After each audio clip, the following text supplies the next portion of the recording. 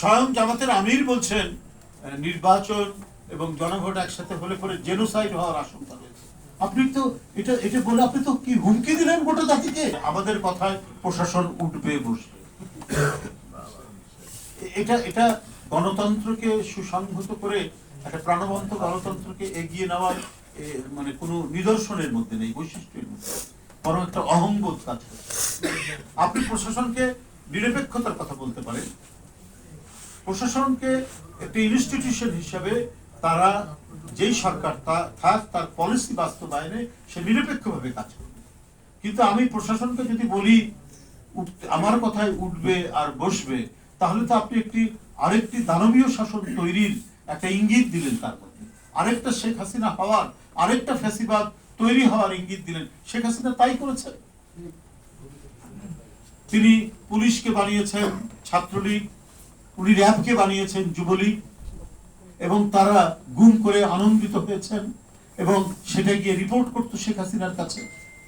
তো এখন আজকে যে রাজনৈতিক দলের নেতাটি বললেন যে আমাদের কথায় উঠবে আর বসবে, তাহলে তো ওইটারই আমরা ইঙ্গিত পাচ্ছি।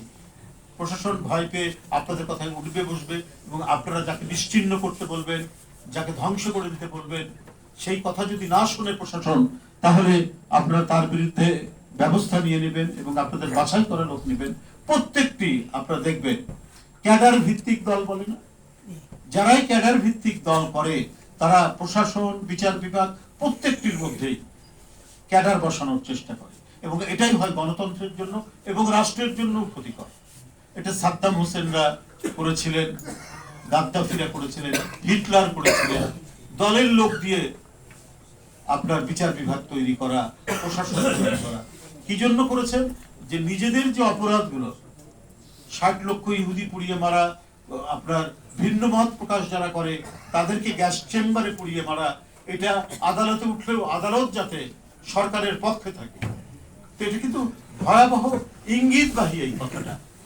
যিনি বলেছেন তিনি জামাতের একজন প্রবীণ মানে জামাত নেতা, তিনি এমপিও ছিলেন। স্বয়ং জামাতের আমির বলছেন যে কি বলে যে একসাথে হলে পরে নির্বাচন এবং জনভোট একসাথে হলে পরে জেনোসাইড হওয়ার আশঙ্কা রয়েছে। আপনি তো এটা বলে আপনি তো কি হুমকি দিলেন গোটা জাতিকে। জেনোসাইড হবে কেন? আমরা তো জেনোসাইড বন্ধ করার জন্যই তো একটি গণতান্ত্রিক সংগ্রামের মধ্যে দিয়ে বিপুল মানুষ নিজের জীবন দিয়ে একটা মানে রক্ত পিপাসু একটা সরকারকে সরিয়েছে।